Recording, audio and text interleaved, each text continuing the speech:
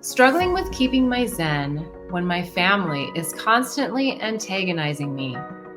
I know I need to stop and not react. And while I remain positive/upbeat, the picking drives me to hold, then explode, and then I look like the crazy lady. My observer is like, whoa, how did they flip this whole thing on me? I was calm and now I'm crazy, but they were crazy all the way up to that point. Makes me become someone I am not. It also makes me not want to be who I am when I am with them. Ooh, I get the frustration there. And it's incredibly similar actually to the previous question. So I think a lot of what was said applies to this as well. Although I'm feeling like this one is actually more a parent, whereas the other one felt like siblings. And so let's take it a little bit from a different perspective, that being the parent and feeling like your spouse and child or children are creating this and antagonizing you. And, yes, they are. And they are for a good reason. Doesn't feel like it, but it is.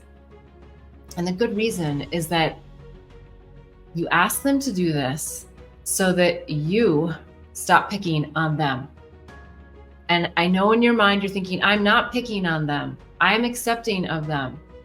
But there is something within you that is still picking on them. So you've got to get to like the smallest nuances of picking on them.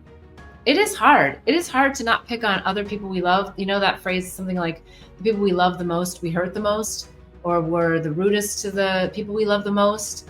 It seems kind of crazy, but it's true, because we have that deeper relationship where we can get in and like really twist it sounds like a terrible example, but twist the knives, just to get the triggers. And actually what really comes to me strongly as I'm answering this and channeling the insights is that you're not being yourself. And that is the crux of the whole thing, is that you need to leapfrog over to being exactly who you are and want to be, instead of trying to fit in to who you think they want you to be, or maybe who they really want you to be. Maybe there's some aspect about you that they're like, I just wish she did this, or I wish she didn't do that. And you've got to get in there and just be who you really are. And until you do, they're going to pick, and you're going to pick, because you're not admiring each other for the beauty of who each of you are individually in the relationship and honoring that. So it's always going to come back to you. You've got to be you and stop trying to people please and be something for someone else. Whether it's within your own family, whether it's within a job, a work family, whether it's in a committee, maybe you're like, I don't know, on a HOA committee, and you feel like, well, I should probably do this because it seems like the best thing to do no, like if something's really rubbing you, then say, or if you're feeling a certain way, don't stop yourself from expressing your perspective from where you're coming from. Like, oh, I'm too spiritual, so I don't want to say that because that might sound too woo-woo. I'm just making something up now. But that's where you want to go, no, if you're woo-woo or you feel like you're in an ascended state, then bring that and be unattached to how they respond, right? So let's say you bring up an idea that you think is a little bit more enlightened and they totally shoot you down or make you feel silly for your response. That's where you just go, and I'm not silly. Like, I know what I'm talking about, and I offered it. And sometimes, when we offer stuff, it sinks in for people later. Like maybe they come around to the next meeting and they go, oh yeah, I really thought about that. And sometimes it's the group thing, like nobody else is on that same page as you, but stick strong on your page. Stay on your page, stay in your lane. And don't worry about the other drunk drivers on the road. You're in your lane and you're focused forward and you have awareness of the drunk drivers on the road. I'm using just as an analogy because it's what comes to me.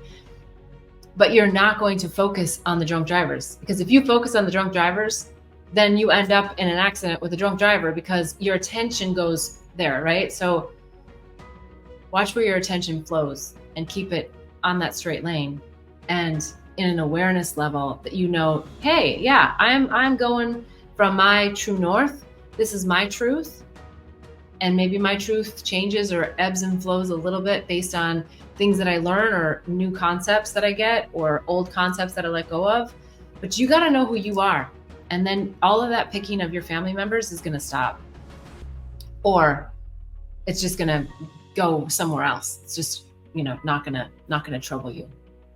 All right. I love those juicy ones. I know family's tough because you can't leave the house unless you're going to get divorced or go on a really long extended vacation. And maybe that's what you do.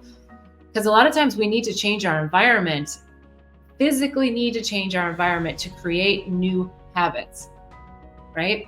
And if you have to do that, then do that. Then go away for a month, go away for a week, go away for a long weekend, come up with some new habits that you're going to instill for yourself, and then stick to those. That's also really a helpful way, because I know not everybody can just take off for a month, but even if it's a weekend, even if it's just a day, more days is better, just because you can start to really incorporate a new habit. But you can do it just by staying at home and doing your journaling in the morning and being really intentional about how you want to feel about your day.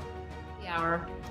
I so appreciate all the questions that you ask and submit each week. You can always go to bethbell.me/question and submit them in advance. You can put them live in the comments section. I always love to receive them. You can go to bethbell.me and do the state of the heart assessment, because the heart is really where the juice is. It gets us back to love. It gets us to understand the fears that we have, and we want to be in life with a whole heart. So go to bethbell.me, do the state of the heart assessment. You're going to find that the answers are very specific to how you respond to the questions in the assessment. There's also the Awakening and Healing Handbook, which is just jam-packed with lots of juicy nuggets, lots of tips, tools, techniques, modalities, and recommendations. Now, if you're someone who is looking to take your spiritual ascension journey to another level, and you're open to spiritual medicines, there's also the psychedelic resource guide. You or maybe someone you love is interested in exploring or knowing a little bit more about some of the options that are available, I highly recommend the guide. There's always the herpes handbook. Now, this one, I know everybody, herpes, but it's a great guide. It's a great guide for so many reasons. And even if you do not have herpes, you may know someone that does. And it's helping people to get over the viruses of the mind. So it goes beyond just herpes. So you should check that out on bethbell.me as well. And every week I'm here on Sundays at 11:11 Pacific time. I love that you're here with me. Thank you so much for watching. I look forward to having you again next week at 11:11 Pacific time. Until then, wishing you much bliss and love on the journey. Namaste.